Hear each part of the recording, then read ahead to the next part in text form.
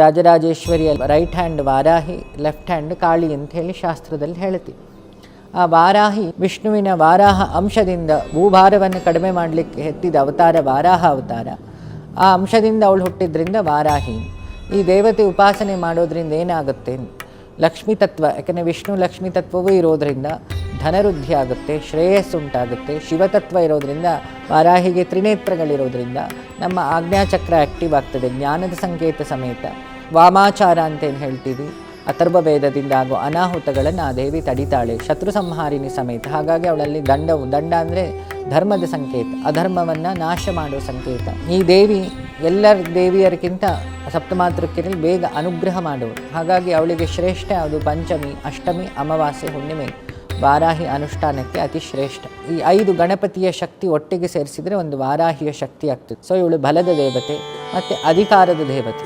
ಈ ರಾಜಕಾರಣದಲ್ಲಿ ಅವಳ ಆರಾಧನೆ ಮಾಡೋದ್ರಿಂದ ರಾಜಯೋಗ ಪ್ರಾಪ್ತಿಯಾಗುತ್ತೆ.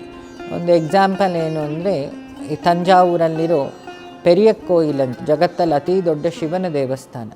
ಅಲ್ಲಿರೋ ರಾಜರಾಜ ಚೋಳ, ನಾವೆಲ್ಲ ಅವರ ಹೆಸರು ಕೇಳಿದ್ದೀವಿ. ಅವನು ಅಧಿಕಾರವಿಲ್ಲದೆ ಹತಾಶನಾದಾಗ ಕಾಡಹಂದಿ ರೂಪದಲ್ಲಿ ದೇವಿಯಲ್ಲಿ ದರ್ಶನ ಕೊಟ್ಟು, ಅಲ್ಲಿ ಇವತ್ತು ಉದ್ಭವ ಮೂರ್ತಿ ಇದೆ, ಅಲ್ಲಿಯ ಕ್ಷೇತ್ರಪಾಲಿನಿ ಅವಳು. ಆ ದೇವಿ ಅವನಿಗೆ ಯೋಗವನ್ನು, ಏನು ರಾಜ್ಯದ ಯೋಗವನ್ನು ಅನುಗ್ರಹ ಮಾಡ್ತಾಳೆ.